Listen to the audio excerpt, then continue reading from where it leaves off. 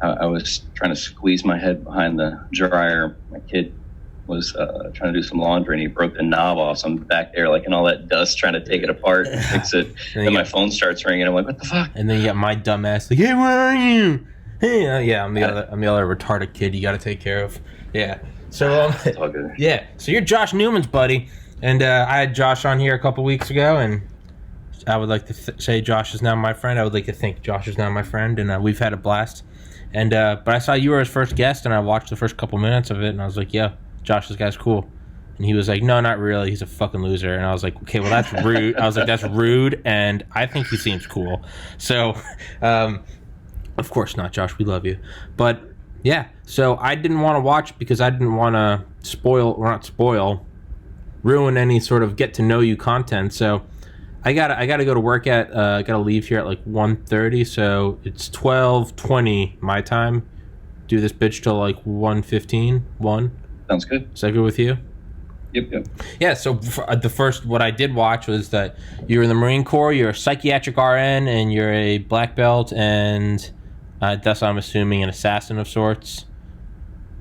Yeah, Judo. I've been doing Judo for about 9 years now. It's a CIA assassin. That's what you're trying to get at, right? No. Yeah. What? That's not. That's one of those things you just do. You don't even tell people about. Yeah. You know? Yeah. Yeah. Well, I've had on guys that were in Delta Force and then went on to, they can't legally say it, but the CIA Special Activities Division. And I'm like, how secret was it? And they'll be like, how secret was what? And I'll be like, oh, okay. Yeah. So, yeah. For anyone that's ever played any of the Black Ops video games, if you play those, that's what your character is in. He's in the CIA Special Activities Division. That is like the original Black Ops. But, yeah, no. I'm most interested in, why'd you get into psychiatric RN? Dude, I never wanted to be a nurse. I was getting ready to leave the Marine Corps, and then it was all for family reasons. Yeah. I grew up, my mom pretty much did things by herself, and I got a half sister. Her dad stepped in, and filled that role, and was just a blessing in my life, and that's my dad. But that relationship didn't work out for too long, and so it was like me and my mom, my sister growing up, and my mom had us when she was real young, so like we were super poor, and like it was a struggle, and I wanted to have a family. I knew that even as a young man, and I wanted to be around for it, and so like the military lifestyle, the deployments, the training ops, and everything, I was like, I'm good at this. I love this. I hate this, but I need to try something else. And if it doesn't work out, this will still be here. Yeah. So, and then I was just kind of like, well, now what the fuck do I do? Yeah. And I was like, I don't know. I was thinking about med school. Just kind of, you don't know what the fuck you're doing. Yeah. I think you're not. I think personally, you're not an adult till you're 26. Your brain's not done. I just turned 30. And I really don't feel like, I turned 30 2 weeks ago. I don't feel like I have I got into med school by the time I was 23. I don't feel like I don't feel like I've had a full grasp on who I am truly, probably until around like January of this year. And it's not like I have that feeling and then every 6 months I look back and I'm like, oh, I'm an idiot. Like I am, but this is like a first in my life where I'm starting to look at things, and I feel like I'm sober even though I haven't like drank or smoked in several years. I feel like I'm sober in reality for the first time in 30 years. So to kind of agree with you, yeah, brain doesn't finish developing till then. I don't feel like I've hit the adult check mark really until like the last 6-7 months. Up until now, it's just been a torrential cascade of hormones and depression and stress and existential crisis and voids and speckled with jerking off and getting drunk and eating fast food, and it's just kind of been a whirlwind of torment. Not to completely cut you off, which I did, but it's sorry, but yeah. No, I know where you're coming from, man. I remember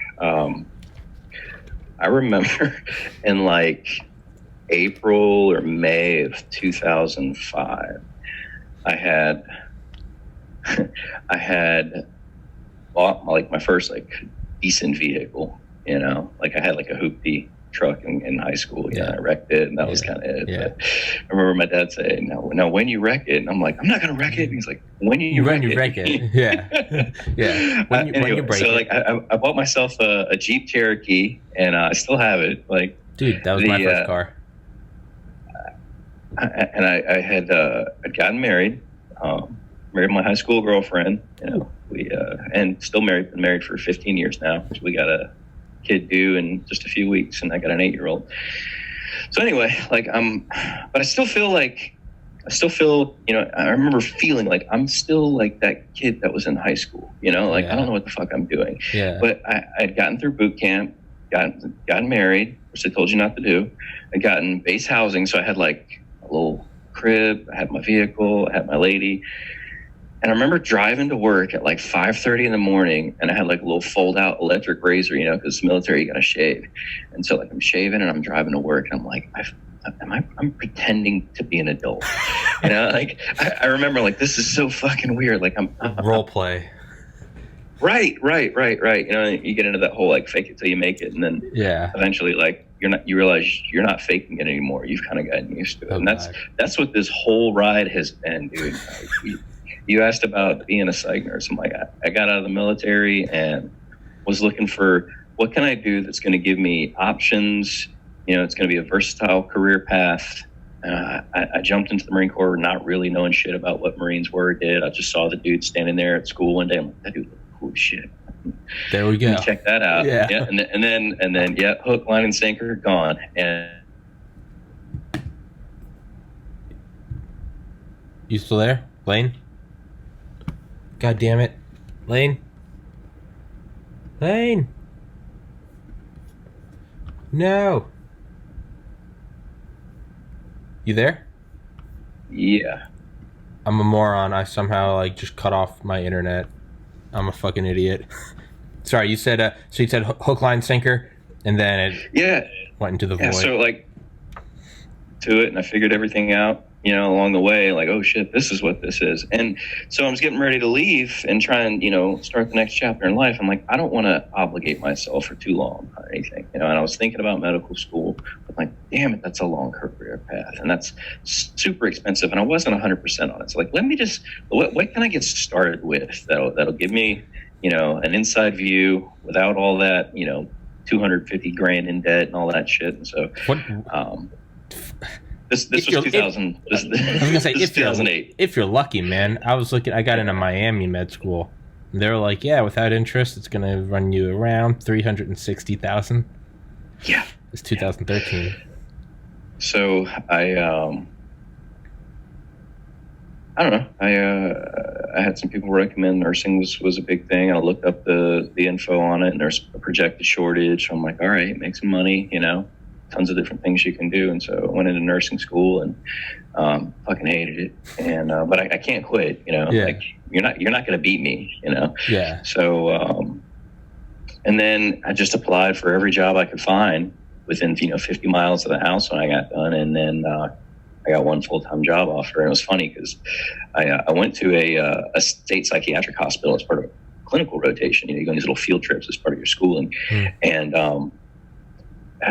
I went into that hospital, and it's just like involuntary commitments. Like, this is what people think of, when they think of psych hospital. They think straitjackets and seclusion rooms and all that. And it's not like that. But I'm walking in, and like I'm hearing all these people yelling, all this weird shit's going on, people talking to themselves. This dude's having like snatching stuff out of the air and eating it that doesn't exist, just completely psychotic people. And I'm like, no, but hell no. Like, I will never do this. Yeah. And then, like 8 months later, I'm like, hi, first day of work, and I just stuck it out, man. It ended up being something I was really comfortable with, really good at. Nobody winds up and working in psychiatry on accident, not the people who stay. And so it ended up helping me kind of grow and deal with some of my own shit that I didn't even realize that, was going on. And it was a challenge, but I feel like I'm better off for it. Yeah. I don't really work as a psych nurse anymore. I did that job for about 9 years, and then just recently I was offered a management position at a different hospital running a geriatric psych unit. Mm-hmm. So it was like my first foray into mid upper management and trying to figure out what the hell I'm doing all over again. Yeah. So definitely, once again, it's like deja vu. Like I'm pretending to do something. I don't know what the fuck I'm doing. Just making it up as you go. Yeah. But it's going well. Yeah. It is true. You do fake it, but it's not like fake it till you make it. You fake it until you forget you're faking it. That's how I think of it. Is like, you're never like, I made it. You just get really good at lying to yourself. It's like, I was like a bumbling, like weightlifting idiot until I was like 20, like literally till my 20th birthday. And I remember my dad dropped me off at the frat house. It's my sophomore year of college. It was 2010, August 7th, 2010. And it was like, okay, not a freshman anymore. And I remember that first night living in the frat house.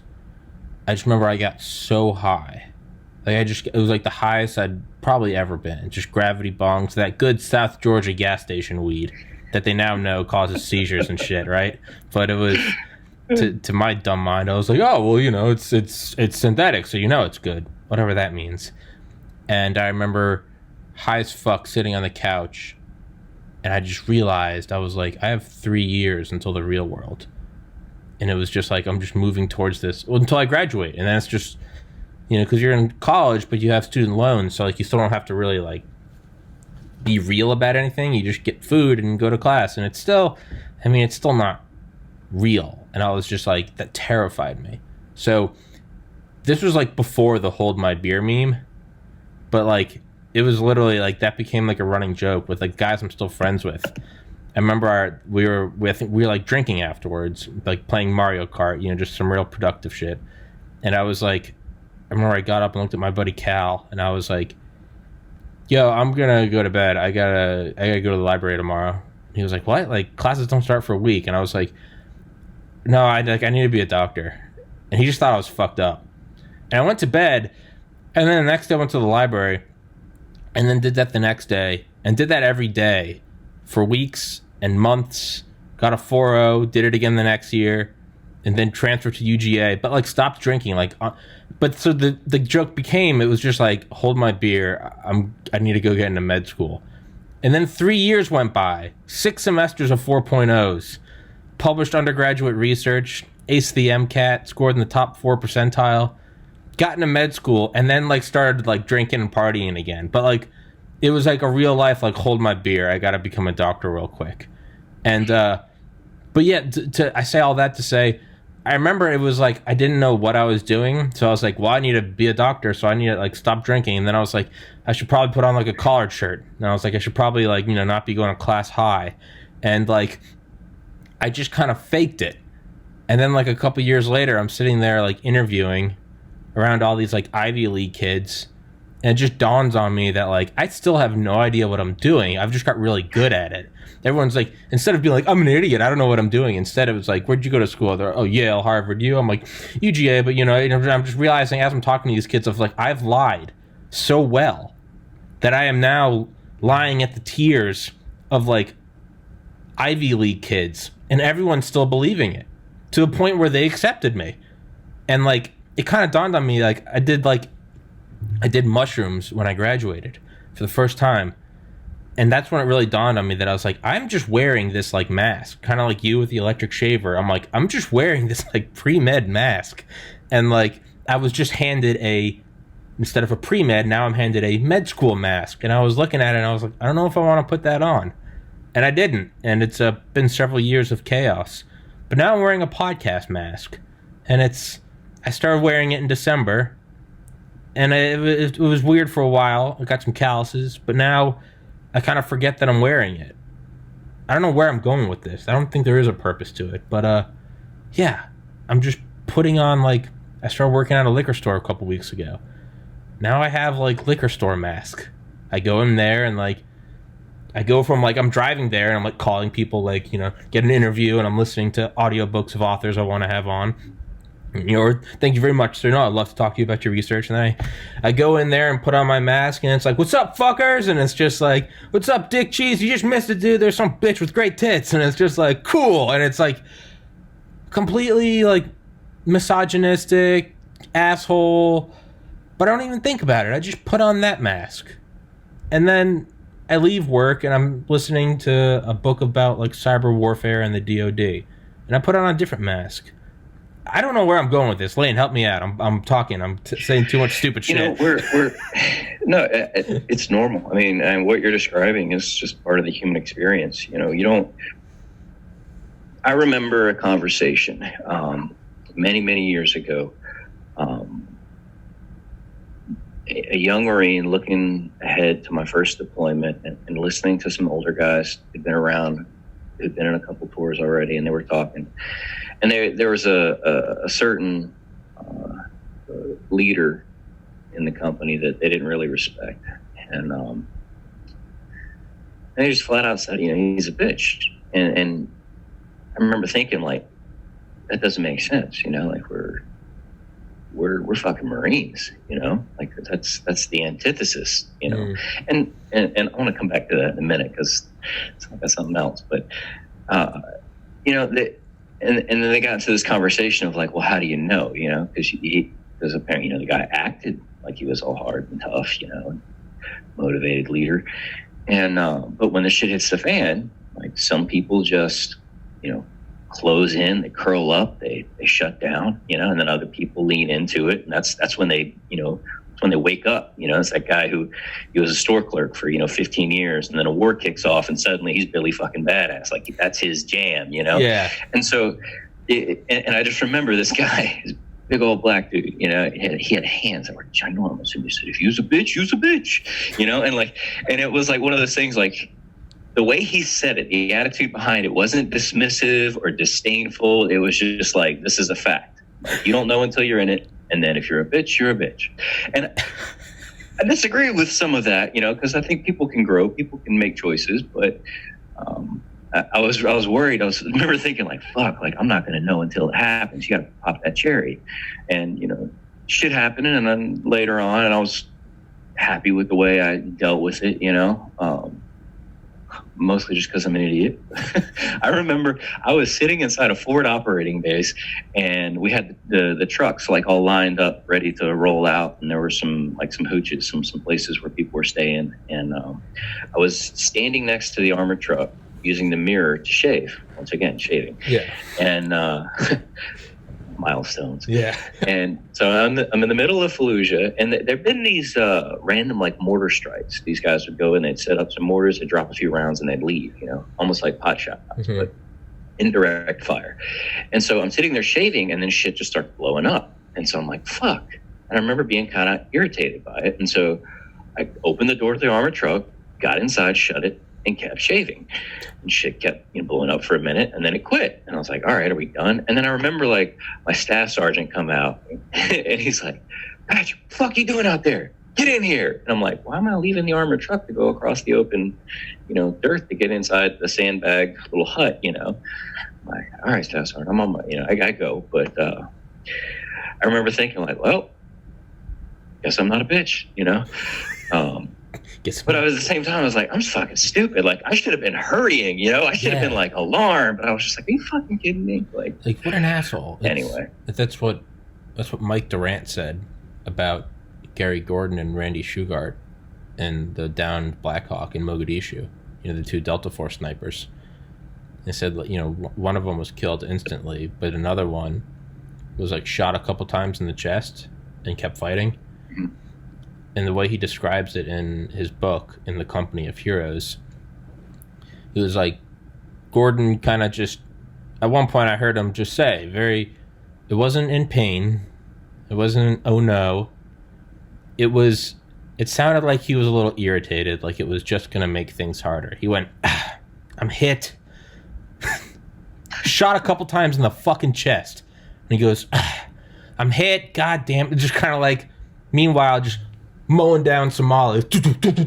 Yeah, fuck, god damn it. Like you step on a Lego. Like, where's Bobby? You left out your fucking Legos. He was just like, dude, took a fucking 7.62 round of the collarbone and was like, I'm hit. Like, fucking gotta do everything yourself. Like, yeah, maybe you're just not a bitch.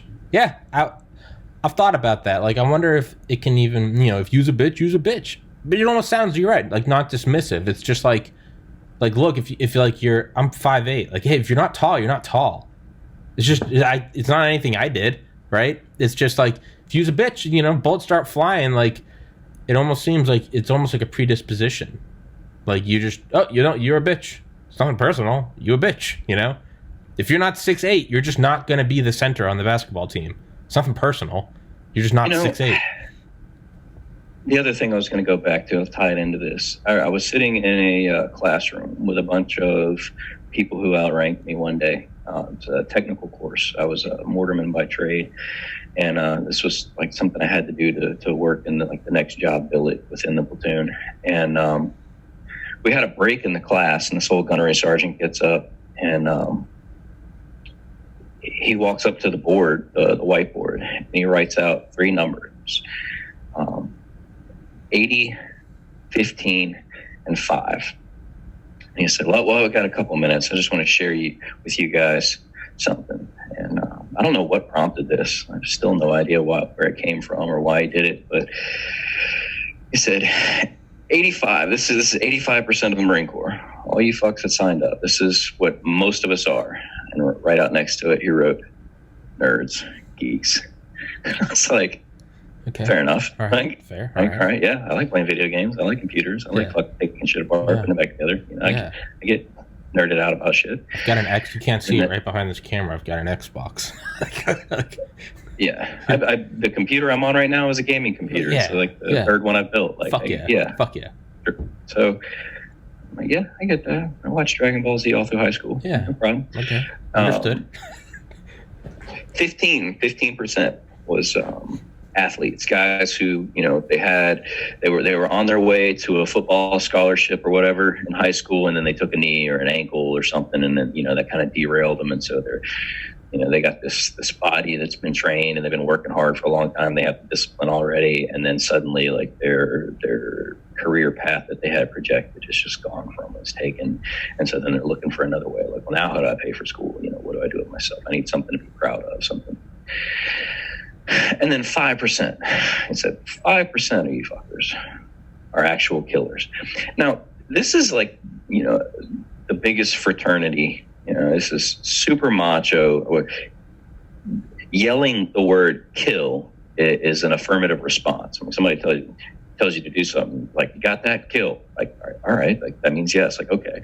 And, you know, grunts and barks and growls are all acceptable forms of communication. So, and it's just part of the spirit, the attitude. And so when he threw up on there, like, only 5% of the people in the Marine Corps, and who knows, he pulled these numbers out of his ass, or whoever before him did, but are actual, like, I signed up so I could kill people, you know, like, this is the only way I'll be able to do that. And I thought about that. I'm like, you know, there's something to that, because, like,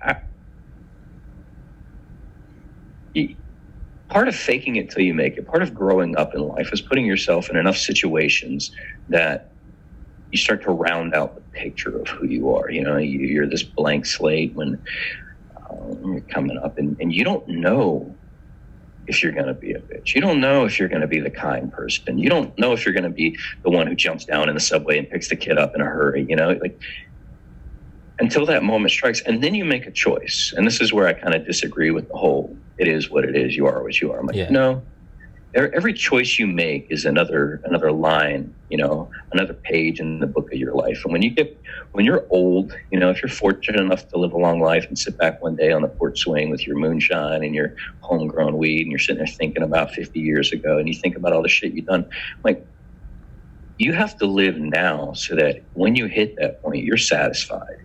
You know, like, you have to hold this image in your head of who you want to be. Like, what's Tommy going to be like when he's 50? Like, what's a cool Tommy? Like, who's a Tommy I want to hang out with? Yeah. And then you just make choices along the way that live up to that standard that you set for yourself, and fuck everybody else. It's your life. You have to live with it, not just live it. So I kind of disagree with some of the I don't know, the fatalistic. I'm with you 1,000%. I was just going along with big hand black guy. Yeah, I mean, I wasn't arguing with him. I was 18 years old, just listening, like, fuck. Yeah, he'd fuck you. I thought I was ready. He'd fuck you with those hands. Yeah. Yeah. So. No, I'm with you 100% on that. I fucking hate it, but I saw some like post on Instagram. There are diamonds in the hundreds of trillions of pounds of diarrhea on Instagram, But like one was like set a goal so big that you can't achieve it until you become the person that can. So it's not even choose something that you can achieve. Like I want my podcast to be like the biggest and best in the world. Like hands down. Like I was always in great shape, gained a bunch of weight after my brother committed suicide. 6 years later, I'm still trying to shed it. Normally I'd have like 8 abs. I still got a little belly, right? Like I want my podcast to be huge. I want to get back to like the best shape of my life. I want to change the face of like mental health care via psychedelics, and they're not being explored enough. There's MAPS, Multidisciplinary Association for Psychedelic Studies, headed by Dr. Rick Doblin, but none of that is stuff I can do right now. 587 subscribers. I should be about 170 pounds. I'm about 200. I need millions and millions of dollars to do what I want with mental health care. Right now, after this, I got to go stock liquor shelves, right? But to become that person, I have to become something far greater than I am right now. And I think it will take me about 10 years before I can really start enacting the change I want. But kind of like hold my beer, I got to become a doctor. And like 3 years, it took 3 years, but I built my own little skyscraper, just a brick at a time. And I did it. And that's kind of what you're saying, writing your own book. That's what I'm looking at right now. Like if I die right now, I would be content because I know I'm trying. I got into med school and turned it down. I got my ass dumped. I live with my parents. I'm 30 years old. I work at a liquor store. Like the friends I had that got into the same med school as me are now practicing physicians, making buku bucks with hot wives, right? But I would be happy knowing that I said, fuck it, I'm going to go try. That, to me, that is like what you're saying, if you weren't content. It's like the Maya Angelou quote, the greatest pain is bearing an untold story. It's just wondering what if. That's far worse than failure, right? So I need to like fill those shoes. I have to do this podcast. I got to do it every day. I got to put out content constantly, right? I gotta get turned down by no bullshit. It used to be 95%. I think I get turned down by about 98 to 99 of every 100 people I ask to do the podcast, right? It's to the point where I'm sure like I probably have like come close to restraining orders and not known it. Like, hey, no means no. Stop calling this company. Stop calling Northrop Grumman. That was a real one. Stop calling us. This is classified research. I'm like, all right, Jesus. Sorry. I got an American flag. I thought that was all I needed. Assholes. I'm just asking about a special access program. God. But it's again, I don't know where I'm going with this, but yeah, you gotta, yeah, when I'm old, drinking moonshine, homegrown weed, maybe have like a pet bear or something, right? I want a big old fucking grizzly. Yeah. Waking up, having coffee, maybe take a hit of acid, hit the meth pipe, go ride my bear into town, see if I can't take on the SWAT team. You know, normal old people shit. But no, really, like I want to look back and just be like, I fucking did it. Like I fucking did it. And not only that, but like I set out on shit knowing that it would take 10 years to complete. You know, it's like knowing that, what's that quote, like when old men plant trees whose shade they know they will not sit in. Yeah, or when old men plant trees and they know that they won't sit in their shade. That is when a society grows great. Right? Or I look at it as like when you wipe the seat of a toilet that you didn't even piss on, but you know the next guy is going to come in and go, oh, clean toilet seat. That's when a bathroom grows great. That's what, yeah, I agree with that. I don't know where the fuck I'm going with this, man. I just start talking and just like let it rip. Like, it's just like, yeah, it's just kind of like throwing a ball down the pyramids, and I just kind of hope it keeps bouncing down the steps. Sometimes it doesn't. I'm not really sure where I'm going with this. Yeah, I think one of the you talked about having this sense of being at peace with yourself right now and being kind of awake, sober. I think woke is a common term. I'm not woke. Don't put that evil on me, Lane. Do not put that evil on me. I am not woke. Fuck those people. But I mean, having a presence of mind, and being at peace with yourself, and finding and trying to live out of a center space. I think one of the times when I was actually able to start approaching that center space was when I realized, like, I just knew it for a truth. Like, nobody knows what the fuck they're doing. Everybody's just making the shit up as they go along. That's one of those fine lines between child and adult, when you realize, like, holy shit, we're all just making it up, and you cross that line, like, welcome to the club, you're a grown up now. It's so liberating. Yeah, scary, liberating, horrifying, but it's freedom is scary for a lot of people. I had a chance to recently offer in my mind, a pretty sweet ass job to somebody, and they turned it down, because it would be I'm putting words in somebody else's mouth and trying to read between the lines, but I'm sitting there thinking about, like, why didn't this awesome applicant go for it? I think the freedom was scary. They kind of gotten used to operating in a space with certain people and certain rules and structure. They become comfortable, and that comfort was their coffin. They weren't going to grow out of it. And they turned down what would have been an awesome opportunity because of it. Comfort is addicting. It can be a coffin, but it can. I used to, when I decided not to go to med school and was like, I'm gonna go fucking do this thing. Probably and I think that's why I'm an adult now, is really up until this year. I was like, I had friends that are doctors, they're lawyers. All of my friends are far more intelligent than I am. Doctors, lawyers, accountants, they're smart fucking people.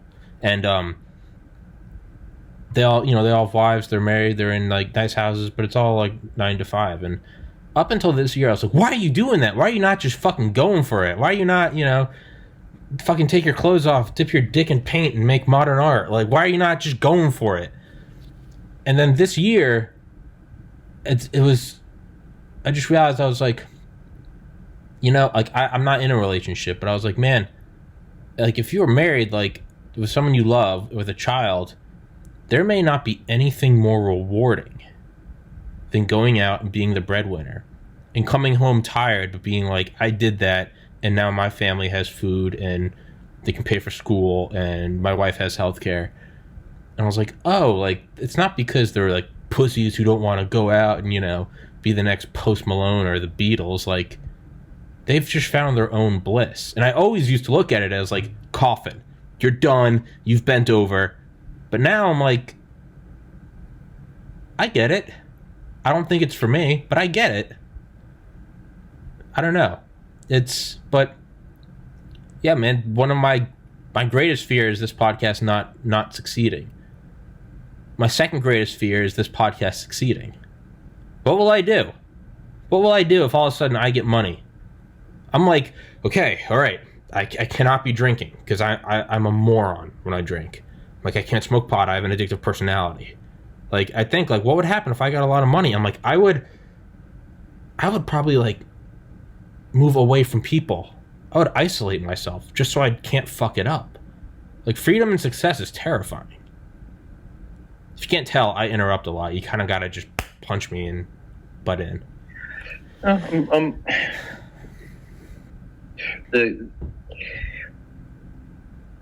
Trying to find your own happiness is that's a tough task. We're so, what you're talking about with those people that get up, go to work, they do their 9 to 5, they come home, they see their kids, like, that is what we call the American dream, and that's what you're, from a young age, whether it's looking at the Andy Griffith show or, whatever, like, you have this idea in your head of what happiness is supposed to look like. And then I think a lot of people get there and they realize, I'm like, they're going through the motions, but they're not actually happy. Where's the pot of gold? Yeah, well, I mean, look at the prescription rate on Prozac. Like, fucking SSRIs took over, and so it, as terrifying as it is, whether it's turning down med school or being like Dave Goggins and never being satisfied, the true dog mentality, whatever it is, like taking your own approach. Well, I'm like Dave Goggins is an incredible person, you know, at this on one level, like you can't listen to him without like, I'm sorry, I got to go run now. Like, you know, but at the same time, it's like, man, like, is he ever going to be happy in life? You know, That's like, one thing I think. Will he ever have that moment of contentment where he's just sit back and is like, yeah, today's a good day. I don't think he wants to. No, I don't think so either. I think he's forever in foreplay, and he doesn't want to nut because as soon as he's finished nutting, it's like, now what? So I think he's just edging, and he's just gonna edge forever. He doesn't even want to nut before he dies. I think he wants to die edging. And I can I blame him? I mean, I don't know. Do you ever read or listen to any Ram Dass? He died last year. He was like 93. He was a Harvard psychiatrist in the 60s. He was good friends with Timothy Leary. You know, turn on, tune in, drop out in the 60s. They got fired from Harvard for like distributing LSD. Yeah, I love Ram Dass. His name was Richard Alpert, and then he became Ram Dass. And he like dropped out, literally went to like India and like sought out gurus, and then just became like some speaker for the next 50 years. He's the best. But he was like, you know, you can become God. You can become the one, the I-ness, the source of all creation. But once you do that, there is no I. You can't enjoy it because there is no you. It's like the perfect movie, but there is no one watching because you can't. It's like by definition, there's no more separation. He's like, it's like a pool of mercury, and it gets closer to the other pool, and then it just absorbs it.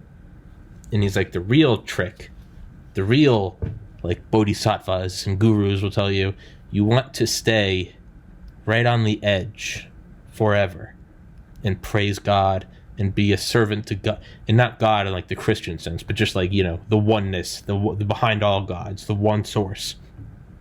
And he's like, you want to serve and be a servant to that God, because he describes it, he's like, you're forever in foreplay. You're forever on the edge of ecstasy. Because once you get there, it's over. The game's over. You got to restart. Restart as a single-celled organism or the Big Bang. And he's like, you just stay right there and you just edge. You just edge forever. And that's bliss. I don't know. I'm not enlightened, but that idea of enlightenment, that is something that persists so much in human thought. You know, I'm a big sci-fi fan, books, audiobooks, movies, and like the idea of as a species hitting a level of technological development where we transcend physical existence, whether it's a digital thing or like multidimensional thing, like we're outside of time and space. Like the idea of attaining something beyond this is something that has just been so pervasive across cultures. We're so fascinated with it. Yeah, the singularity. Do we leave? I mentioned it yesterday. I'm going to mention it again today. My favorite, I'll text it to you right now. My favorite book ever. It's called The Metamorphosis of Prime Intellect. And if you like sci-fi, it's like a 2-day read. If you like sci-fi, you will love it. It's not on Audible. It's not on it's not on Kindle. I don't know where it is. Frankly, I don't know why or how it didn't take off. But it's by Roger Williams. And I emailed him. He's going to come on the podcast on Wednesday. It was published in 2002. It is my favorite book. You can read it online for free. I'm texting it to you right now. It's but yeah, the whole story goes into that. What happens when a hyper AI comes about, and it kind of goes into like what we're talking about. It's like, what do you do when you become the god, when you can have everything? And what they do is they start kind of pursuing pain instead of pleasure because they've already had every pleasure. What do you do when you've had everything? Well, at a certain point, when you've had everything, you've had sex with every fucking person that you've ever lusted after. You've done every drug. And beyond even like human desires, you've become a horse and had sex with a penguin while looking at the Sphinx on fire. Whatever. That's so human, though. They're like, that's what happens. Anytime you follow wealth and power, like shit gets kinky, people get weird. You get to Epstein Island, and then that's where we are today, man. And that's the only way. And it's so weird. It's so weird and fucked up and depraved, and I have no sources to back this up, but I don't fact check here, so free to be fake news. But it's like what Tim Dillon says. He's a comedian. I turned Josh Newman onto him. He's on Joe Rogan. And he's like, what do you think's going on there? He's like, I don't know. I feel like you get to a couple $1 billion, and after you've wrecked a couple nation states, you need the next high. So what do? You start raping kids and then eating their bodies in the woods and sacrificing their blood to Moloch. I mean, it's the next logical step. But in this book, it's all about none of it's real. It's obviously all like it's all just like VR. But like that's what they do is they go back and they experience what is it like to be a Jew and being herded into Auschwitz. What is it like to be a heroin dealer and the guy doesn't have the money, so he holds you at gunpoint and kills you or rapes you? And it's the first time I read it, I was like, what the fuck is this guy on? But as I look back at it and I read it again, I'm like, if you've had everything, well, what becomes the new desire? The new desire doesn't become pleasure. The new desire becomes something that you have not experienced. It's novel information, right? You've already beat a video game. I'm playing Far Cry 5 for like the 10th time right now. So I've already beat it, and I already know the story. So now I'm just doing weird shit, like seeing if I can beat the whole game without doing a mission, just like racking up XP with like a bow and arrow. Because now it's like, I've done it, I already know what happens. Now I want to do weird shit. I'm like setting cows on fire with flaming arrows, right? It's, and that's what he says you get in. I won't spoil the end of it, but it's, yeah. End rant. Sorry. No, that's what we do. That's why there's however many thousand cable TV channels, different movies, books. It's all so that we can, vicariously experience something. We can see through those eyes. We can experience the story. That's Jeremy Robinson's book, Infinite, kind of gets into that, where, like you just do over and over and over again. And you think go back to Inception, and DiCaprio talks about how they went like so many levels down and like they built cities, they did everything. I'm like, they probably left out all the kinky weird sex shit they did, but he said he was there for 50 years. So, 45 of those years was just. Yeah. So not just debauchery. Yeah.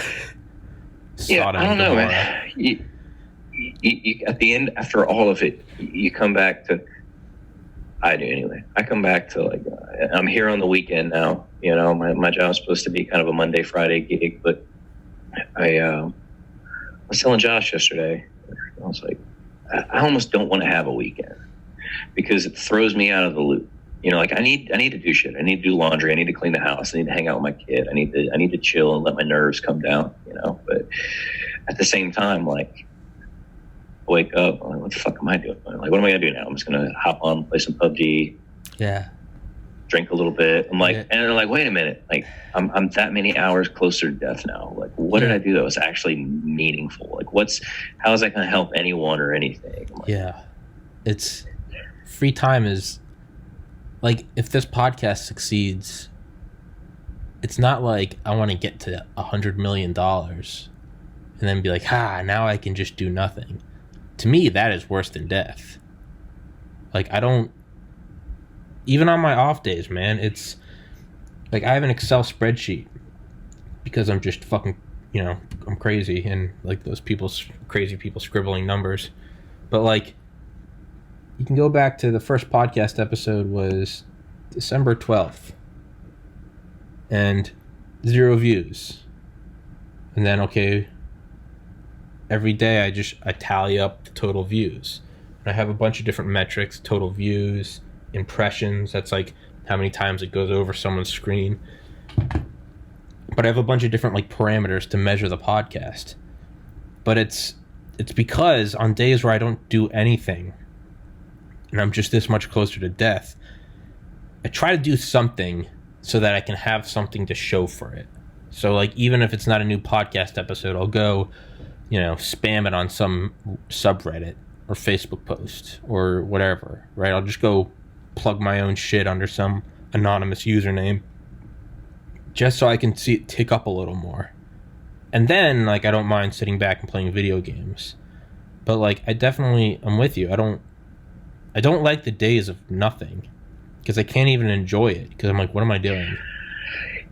This digital era, the internet age, and we've got these kids coming up, like they don't remember a time without Facebook or Instagram or followers or influencers, and my son, he said he's 8. He's big into Minecraft right now, and he told me a couple of weeks ago he wanted to be a YouTuber and just play Minecraft. And that's all he really does. He's got a couple of people he follows, and that's fine, whatever, have fun with it. It's goofy stuff, but we have this mechanism in place now that we can use as a metric, maybe even a proxy for success or impact or meaningfulness. When you look and you count that, like if you weren't living now, if this was 30 years ago, 100 years ago, like what would you be doing to satisfy that need for validation? Like how did people deal with this shit when they didn't have that right there in their hand? Is there wisdom to be had in trying to pursue that, like as a thought experiment? And what's going to come after this when fucking everybody and their grandkids got a YouTube channel? There's so much out there now. There's not even enough time to know what all of it is, much less actually like savor it, Yeah. I wonder, I've thought about that. And I wonder if it's almost like some chicken and egg shit, right? It's like in The Lion, the Witch, and the Wardrobe. The one thing I remember from that book was that like there's like a chicken pot pie, and it never runs out. Every time you take a slice, it just kind of materializes again. But the problem is it makes you hungry. So you're just always eating this chicken pot pie, but it never runs out. And then like you eat it to death. And like the question arises is like, man, if you always had that chicken pot pie, how you at some point you'd be like, man, thank God I have this like always refreshing, self-refilling supply of chicken pie. I wonder what people did when they didn't have this. Well, eventually you got to go, well, that makes you hungry. So they may not have had that endless source of food, but they also weren't endlessly hungry. So my answer to your question, my dumbass hypothesis to your question is, what did people do without that constant validation? Was there a need for constant validation? Are we like, how did they get likes without Instagram? They're like, what are likes? They're like, how did you post selfies? Most of these motherfuckers have never even seen a mirror. What are you talking about? Right? Maybe it wasn't. Maybe it was just like, I don't know, maybe validation was like, I've got like 5 chickens in my coop, bitch. Like, I'm sure, roll? Yeah. Hey, girl. My wagon wheel has 26 inches. hey, yeah, really? You want some apples, girl? You want some clean clothes? I got running water. I got a windmill. It was just probably the same flexing back then. And you know what? They were probably at a point where they're like, man, we should go back to the good old days before wagon wheels, back when people were real, right? And you go back, and what is it? And then it's fucking, you're building the pyramids. And they're like, man, remember the good old days back before we had blocks of rock? Those people really just were living in the moment. And you go back to them, and it's early agriculture. They're like, remember when we were just hunter-gatherers, and every day was just the hunt for food? And then you go back to them, and they're like, hey, remember when we were just apes? And then you go back to apes, and it's...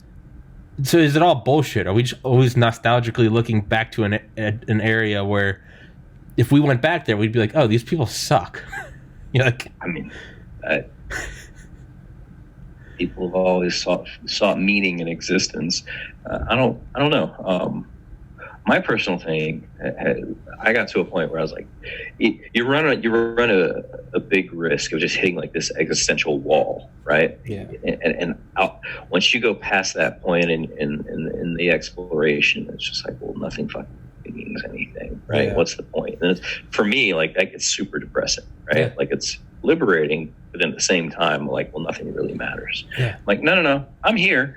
This fucking matters, And so then it just becomes like, well, the only thing I can do, the only measurable difference I can make is the efforts that I can take that are going to positively affect other people. Whether it's a stranger, pulling over to help, carry somebody to the gas station because they ran out of gas, or it's, trying to see my kid grow up and be a hopefully healthy, mentally sound, functioning adult, a productive member of society.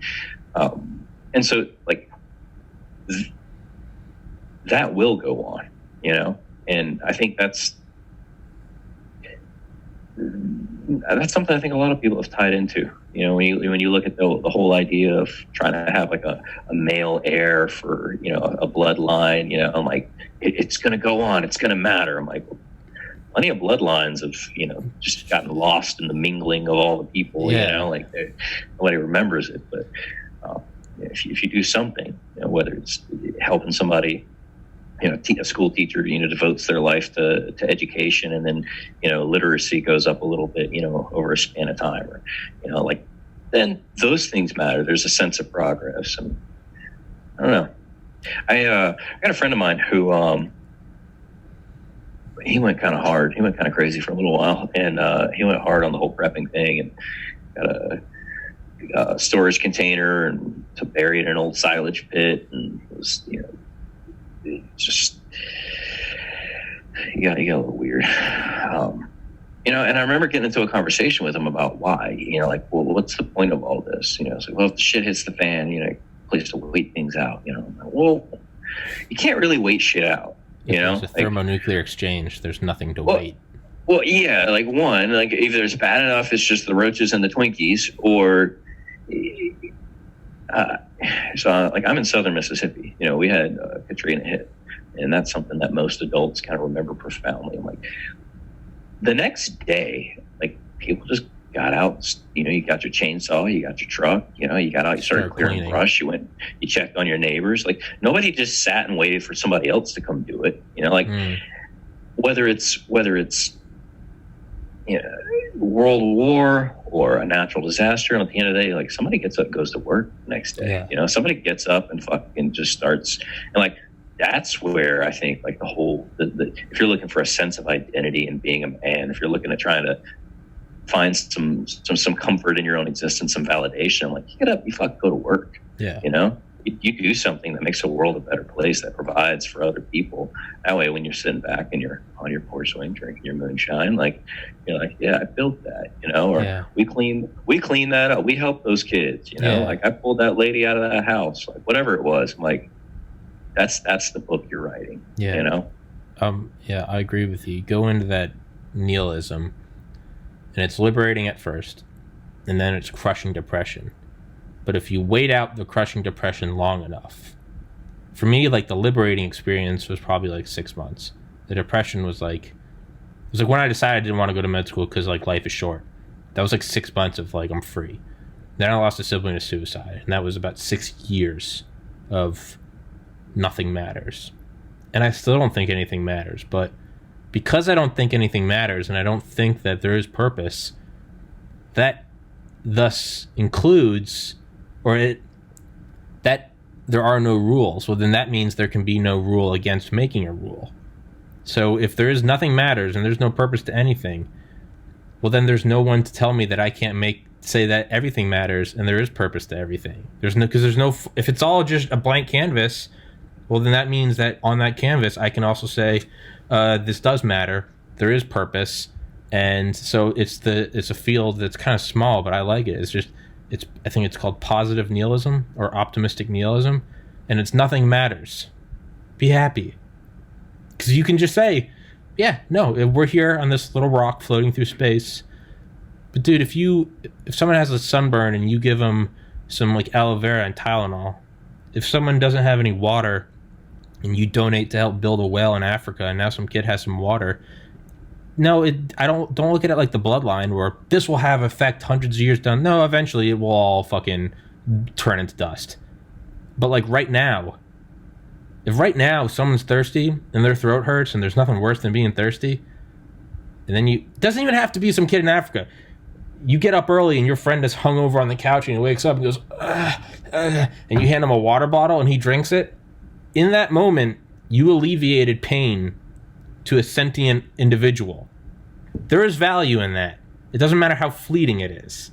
In the infinite void of creation, someone's going, I'm fucking thirsty, or dude, I got a shit, can I use your bathroom? You can use my bathroom, man. And that person gets to fucking take a dump. That is real. No, I don't know if your name is going to carry on 1,000 generations from now, but if you provide just a little bit, just alleviate some pain, How is that not the most important thing? To me, that is purpose, right? Am I just crazy? You sure you don't want to be a doctor? Yeah, I know, right? There's the why aren't you a doctor? Yeah, exactly. It's what a weird. The flip side to that, you know, of allowing yourself to find meaning in those things is, you know, anybody with average intellect, you know, has had a moment where they've been in a conversation with somebody and you're like, okay, I can do things this person can't, you know? I'm like, and maybe it's not intellect, maybe it's skill, maybe you learned a trade, like whatever. Like, so then you kind of have, in my mind, maybe I'm wrong, but like you have an obligation to help those people, you know, that don't get it, that don't see it, that don't understand. I'm like, that's really when we get into all this social angst and people arguing about what's right and what's not right, and you know, tribalism and everything. But like, if you have the ability, are you not obligated? Absolutely. You know? How is that going to affect you on your course swing? Or your big Kodiak bear. It's the smartest person I know in my life, and I won't say his name. Just call him. I don't even know how to. Just call him Lane, right? It's not you, Lane. Sorry, but we'll call him Lane. No, we'll just call him Bob. I knew Bob in high school and college. Bob is the smartest motherfucker I've ever met in my life. It's also the hardest work I've ever met in my life. Some people are hard workers like me, not necessarily smart. Some people are smart but don't try hard. Bob was one of those people that was smart and tried hard, right? I studied for 9 months for the MCAT. I got in the 95th.6 percentile. Bob studied for 3 weeks, got in the 97th percentile, right? Fuck Bob. Bob, this was when we were 23. Bob could be 30 now. Bob could be retired. Bob is that smart where it's like, he's one of those people that like, you know, he could have picked up investment banking and just, you know, made a couple million in a couple years and then just been retired for life. And I remember asking Bob that one night. And we were pretty fucked up. And I was like, dude, you could do anything. And he was like, I know. And I was like, you're a fucking genius, dude. He's like, I know. And I was like, why are you being a doctor? Like, even medicine, like, you could, if you're just interested in biology, you could still go into pharmaceuticals, man. Cash the fuck out. And I remember him saying, I believe it is my purpose. I believe God put me on this earth to use what I have to help those that can't do it. If he studied for the MCAT for 3 weeks and got high as fuck every night afterwards, would wake up and then study.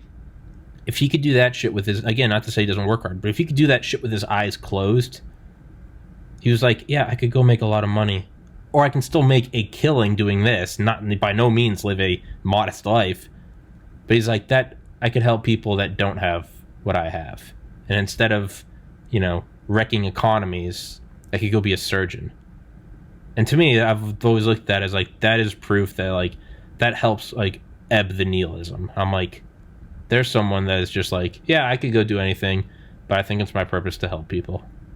And it's like, Jesus, dude, like that is, he could have easily been like a Mark Zuckerberg, right? He could have just gone and made billions. But he chose to use his powers for good. Yeah. And to me, I'm like, that's why I shouldn't be a doctor. Because I was like, how many years do I need to do this before I can retire? And I'm like, you know what? I don't think my head's in the right place. But yeah, dude, I do think it's right that you're right. You have to use that to I think it is an obligation. I don't think you should be forced to, but I think it's like a moral obligation. I think you gotta like use your powers to be the best person you can be. And then buy a grizzly bear and smoke meth until your golden years. Fucking meth. Dude, I don't get meth. I don't get it at all. Dude, I lived in Georgia for 15 years. Still don't understand it. All right, so working with people who were so psychotic that they didn't know they were psychotic, people who were like the court had to force them to go to the hospital to get a little treatment. So many times you'd get somebody coming in that they look like they have bipolar disorder or schizoaffective, bipolar type, and hallucinate and super paranoid, haven't slept in weeks. Yeah, and this is a crazy thing because then once you hit that diagnosis and that sticks, and then you get people who get on like disability because of their mental illness. You know, like literally the only thing they don't need an expensive medications, $30 a pill, or some long acting injection that's going to cost a taxpayer $1,600 a month. Like no. All they need to do is leave meth alone. But that shit will fuck you up so bad. Easier said than done. Yeah, I don't know anybody who has been on meth for a long time. And this, I smoked meth for 7 or 8 years. Like, no, nope. I don't know anybody who's like that. Nope. I don't know. And having lived in South Georgia, I went to Valdosta for 2 years. Even there, I didn't know anyone that did meth because it was just like, just stay away from it. Just stay away from it. Actually, take that back. I have one friend that was in the Marines, and he was selling meth in high school. Well, he didn't do meth. He was selling meth, didn't have any outlooks, joined the Marines, and he was getting there. Yeah, they were receiving mortar attacks. This was 2003, and he said that he was sitting there going, "Man, there's an easier way to get a paycheck." Came back. He is now a physician. Yeah. So. But yeah, you know what? No, he didn't do meth. Yeah, I don't know. I know a couple individuals who were on heroin for a couple of years, right? And got clean and are now very strong, the strongest people you'll ever meet mentally. But like, I kind of get it. I've never done it, but I mean, who wouldn't want to just sink into a warm heaven of bliss? I get it. Right? Liquid love in your veins. Yeah. Meth. There's nothing even attractive. It's not like, man. What's the upside? It's not like, man, it ruined your life, but I bet it's great. I look at it, I'm like, that looks terrifying. Like, I talked to an old guy one time. This is the one upside. This guy was geriatric. Okay, his body was just broken up with multiple diseases and years of abuse, and he didn't have any intellectual skill set. He'd been a laborer his whole life, and his home was run down, and like this poor fella, like, do you know what tardive dyskinesia is? Yeah, orofacial tardive dyskinesia. Well, and too, like choreic movements, and a lot of times you see akathisia tied in with that because the people who suffer from that are on high doses a lot of times of antipsychotics, and so you get like this weird squirmy ants in your pants kind of thing. This guy looked like that. Like he literally could not sit still, but it wasn't from anybody messing with his dopamine receptors. He was in so much back pain that like he couldn't. There was no such thing as a comfortable position, and so he was so debilitated from his back pain that he couldn't work anymore, and his house was getting run down. And so he ended up coming to see me at work, and because he'd gotten kind of out there, and it was meth. And he would take some Lortabs and he would smoke some meth, and man, he felt great. He fixed the floors in the house, like he repainted the walls. He was up on the roof. I get it. I mean, like he's like, I finally have energy. I'm like, I get it. Then I mean, if that's your whole life and now you can't even do that, it's kind of like the nuclear bunker. What is the point of surviving? You were waiting for what? For the cobalt levels to go down? Like there's a nuclear winter and. Yeah, everything's irradiated, and you go up there, you're going to be coughing blood in an hour. What are you waiting out? Maybe he looked at it as like, what is he waiting out? Like, this isn't getting better. Maybe he's just like, fuck it. Just fucking rip some ice, take some Lortab, and I can go fucking work with my hands. Yeah. That is an anomaly, okay? That's someone who's won the lottery twice, and when you ask them what they do for a living, they go, whenever I need money, I go to get the lottery ticket. That's not how it's used. No one does that successfully. The people that do it is just like you don't count. You're an outlier. It's not that you're an outlier. You should not be included in the statistics. The guy that smokes meth responsibly so he can do like carpentry work, that doesn't count. That just doesn't count. You got to consider the context, though. Again, yeah, you got nothing else. Well, no, I'm saying. He still ended up at the psych hospital, I didn't get that. That went in one ear and out the other. All right, never mind. Yeah, no. Like he came to see me at work.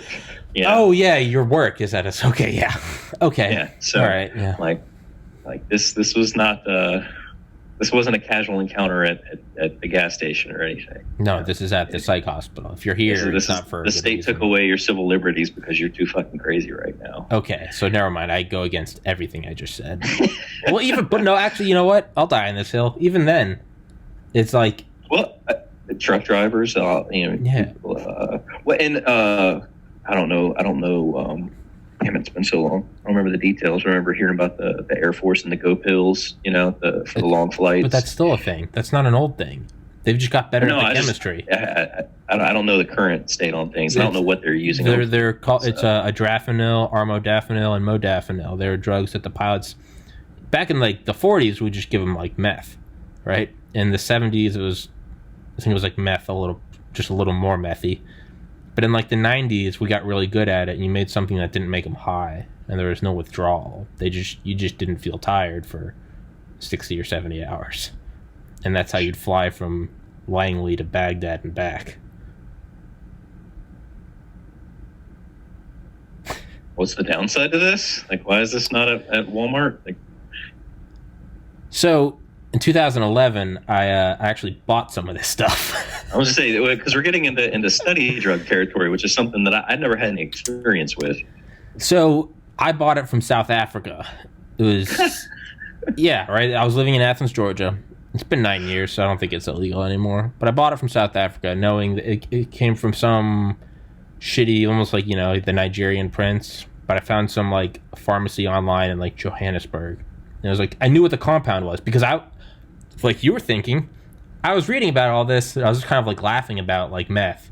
I remember I still have the book, a psychopharmacology book, and I was reading about it, and it got to and I think it's called like Eugorics or something. That's the category of drug. It's EUGORIC. I could be butchering that, but it was like I think the French produced it, and I remember reading about it, and I was trying to I was like, where's the funny part? Where's like the debilitating psychosis of being awake for 80 hours? And it was like, you will crash afterwards because your body is tired and like you need a couple days off, but like that's fine for B2 pilots where their job is to fly the B2. They go do that and then they come back and they rest in the States for a week, probably mandated rest. And I was like, man, where do I get this? And I was like, okay, well, I'm not like a B2 pilot. And then I was like, I bet someone in the world sells this somewhere. And couldn't get a prescription in the United States. And I found it in South Africa. And it was like, to get a prescription, you had to be like a military pilot, but it was also like $150 a pill. I found it being sold it was expired, which just means it's only 99% effective, right? Expirations don't quote me on that, don't really mean anything with a lot of medications. With some, it's the difference between life and death, but, fine gray line. But it's storage. Yeah, I found them and it was like expired. I was like, I don't know how many hands these have crossed, but I was like sitting in South Africa, but I did the math and they were selling it for like 3 cents a pill. And so I was like, I'm going to spend $100. And if it's a scam, which I think it is, I'll lose $100. And you know what? Yep. Good. I'll learn my lesson. If not, I still have 2 years of pre-med left. Man, these could be beneficial. So I ordered them. Didn't get anything. About 8 weeks later, I got this thing, and it almost looked like an SNL prop. It had like all the stamps on it from different countries and shit. And there was like, as soon as you open it up, there's like a folded piece of paper, and it's like written in broken English, typed, but like broken English. It's like, we are not responsible for like U.S. Customs. And I was like, oh Jesus! And like, I got it, and there it was. And I would save it for finals weeks, and I would take it, and didn't get high at all. And I would just study for like 72 hours. There's no downside. I did it for several years. I'd only use it for finals week because when you come off of it, you do need sleep. Never even jacked my heart rate up. It felt like less than. Didn't even feel like Red Bull. It's not a feeling like, what does it feel like? It's the absence of fatigue. You're not like, oh, I'm high, not euphoric, not jittery. You just didn't feel tired for like a couple days. And I remember the last time we took it was after I got into med school. Me and my friend took it and went to some, like, there's like all these huge frat parties in Athens at UGA in the spring. And I think it was 2012. I remember we took it and we stayed up like all day drinking, like all day, like heavy drinking where you normally pass out at like noon. We were drinking till like 4 a.m. I remember he looked at me and he was like, this is dangerous. He's like, because we're not going to die from this. We're going to die from like drinking. And I was like, you're right. Yeah. And I remember the next day I had it in like a little lockbox. I gave it all to I gave each friend like a pack. Friends that were going to med school and law school. And I was like, save it for when you really need it. But I got rid of it because I was like, that made me think. I was like, this isn't going to kill me. I'm going to do something on it that's going to kill me. So,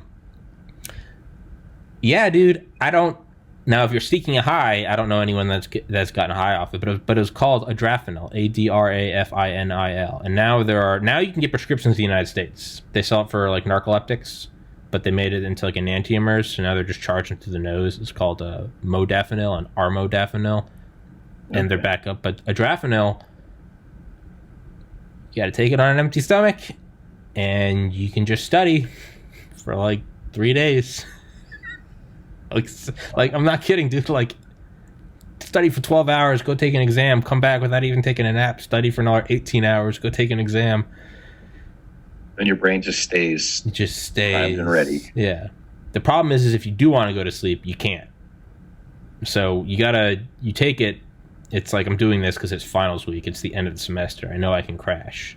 It's like going home for Christmas. I know I can go sleep for a couple days. Yeah, where are the downsides? I don't know. It's been 8 years since I've taken it, and nothing long term.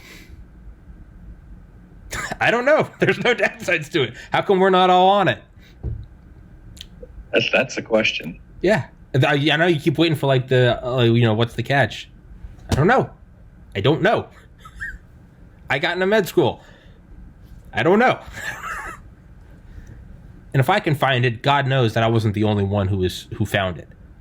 Oh, no. To me, that just means I'm sure I could have said this name at any med school interview and all the kids' heads would have turned. No, you didn't get... No, you don't get that high up with... I'm sure they all were. I'm sure it's probably on Wall Street and Vegas, and I don't think you take it as a party drug. I think it's too valuable. I think... Yeah. I mean, it is like the limitless pill. Well, it doesn't make you smarter. It just keeps your focus. It doesn't make you smart. No, and it doesn't. No, it doesn't even. I found it didn't even really make me focus. It just made me not tired. You had to do everything else. You still had to have the drive to study. Like, it just gave you. It was almost like the ability to pause time. Bigger gas tank. You just had to go in there. You still had to work. You still had to have the drive to study mind-numbing organic chemistry. So it wasn't like a stimulant in that it gets you psyched up. It just gave you, a bigger gas tank. I don't know what the downside is. I'm gonna have to look at this. You might have to. I want to know like how many people are using this. Why this is not more common. Like, that's what I was saying in 2011. I was like, how is this? I'm like, there's no way any of this is real. And I took it, and I remember I was like, I felt like I just like hacked into reality. Yeah, there's got to be some kind of competing market that's already in place that would supplant, and so there's a vested interest somewhere or something. Like, follow the money. Yeah. I don't know. Or it's too powerful. You can't let the layman have it. People who have it probably don't want other people to have it because that's their edge. Well, yes and no. I mean, having people crash, that could, there's a downside there if that's not well managed.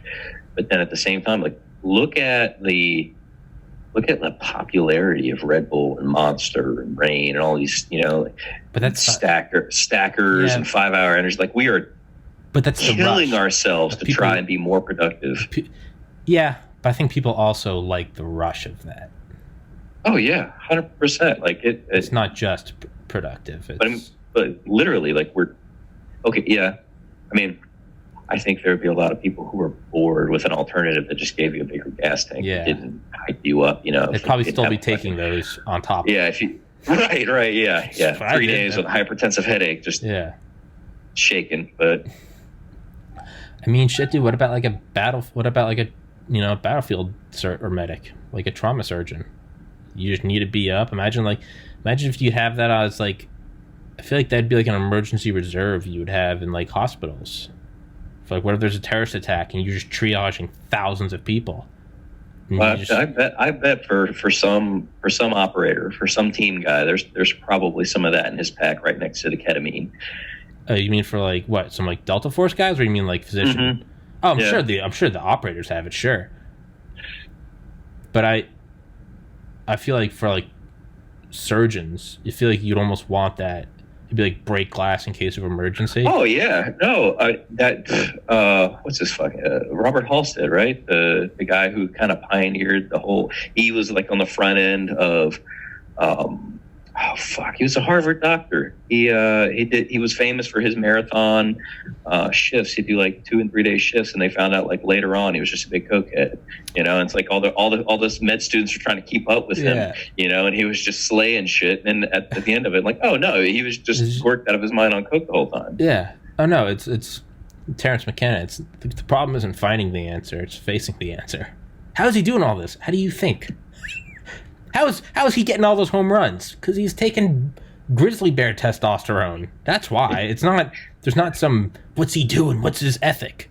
No, he's just, have you ever read House of God by Samuel Shem? It was written in like the 70s about Harvard residency. If you ask any doctor, they will all have read it. It's like an unwritten prereq. What is it again? House of God. House of God. Dude, it is one of the best books you'll ever read. His pen name is Samuel Shem. His real name is Dr. Nick Bergman. But he went to Harvard Med School and did a residency at, I think, Mass General in Boston. And it's all about just the insanity of it. And I think the book actually had, like, effects. And, like, it created, like institutional policy change. Because he talks about how, they'd just be, like, smoking meth so they could work for 80, 90 hours. Let off tensions. The doctors would be fucking all the nurses in like the closets. Like, just right in the patients walking down the hallway. Why's the closet rattling? Oh, it's the fucking water tank. They're just banging it out just to like, let some steam off and then just fucking hit the meth pipe and And there was one guy that always seemed to have it together. And finally, towards the end, the guy was like, no, I'm doing meth with like the rest of you guys. And it's like, but how are you not tweaking? He goes, oh, and he like pulled out like a vial. He's like, well, I take Valium at noon. I take a Klonopin at 4 p.m. But then to offset that, I take an Adderall. Do a little cocaine on the evenings. On bad days, and he was like, oh, this dude, the only difference between him and us is he was just doing more drugs. And you need to read it. It's like, ask any doctor about it. They will like slyly smile.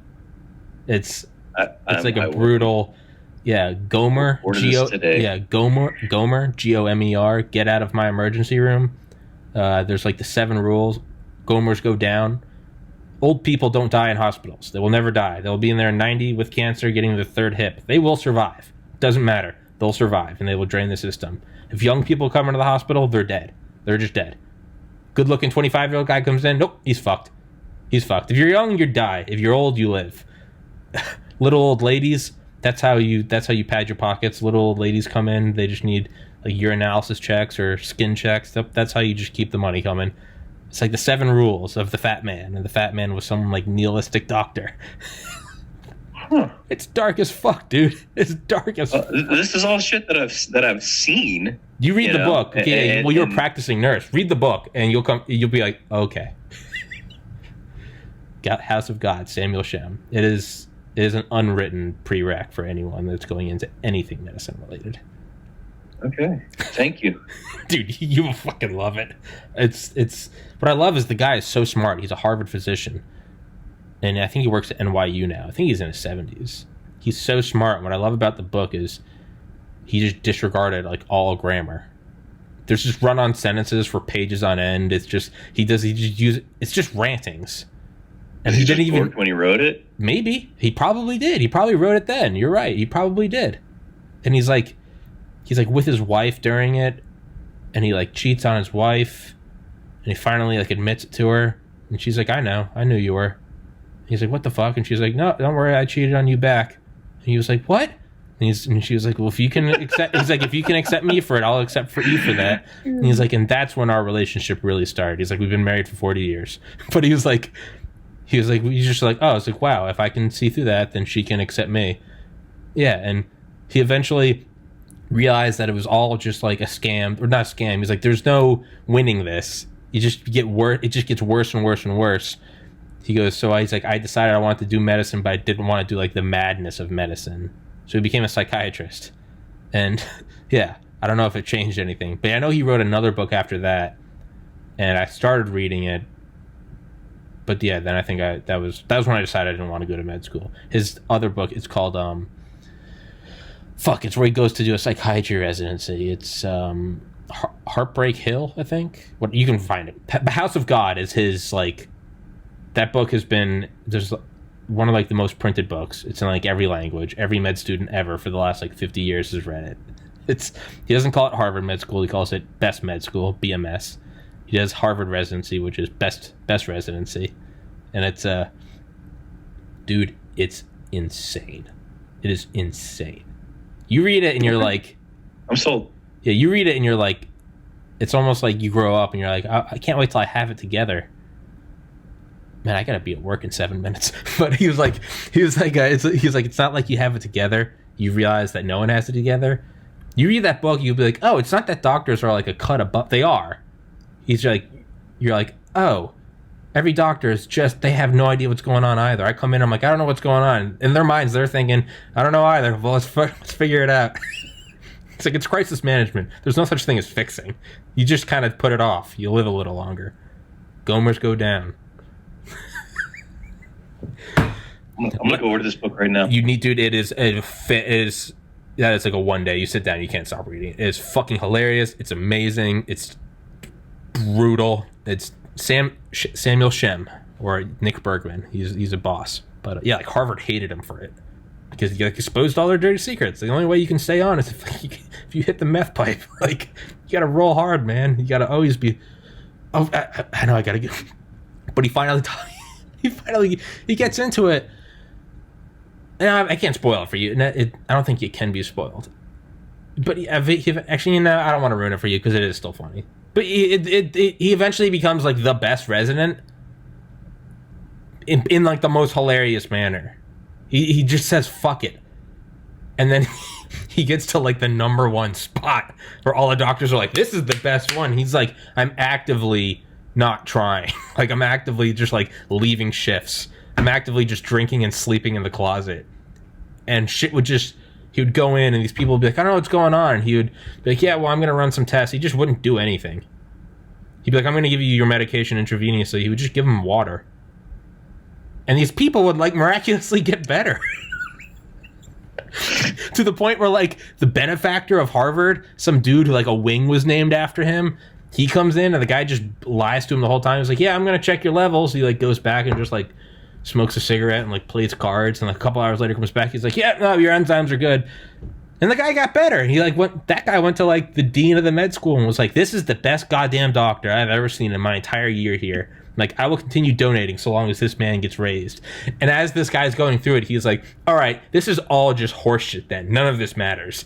It reminds me of Catch Me If You Can. It is. It's like, it's got the Catch Me If You Can mixed with Groundhog Day, mixed with Office Space. That's what it is. He just, I don't give a fuck anymore. Nothing matters. And then he succeeds wildly. And he's just like, wow, this is all horseshit. I'm leaving. I'm going to become a psychiatrist because that's real. And then he gets there and he goes, holy shit, they're even crazier here. No. Yeah, you will love it. You'll absolutely love it. I should be at work in 4 minutes, but I can, never mind. Yeah, I have to be there at 2, but I should be there at 1:45. But I need to go. Lane Patrick, I need to get you and Josh Newman together and we'll party. Read that book, and we'll do an episode and talk about it. I'll reread it. It's sounds good, man. Fuck yeah, man. Thanks for doing it, brother. Stay safe, Godspeed, and say no to meth, everyone. You heard that here first. Say no to meth. Not even once. I'll see you, buddy. Thank you. Peace.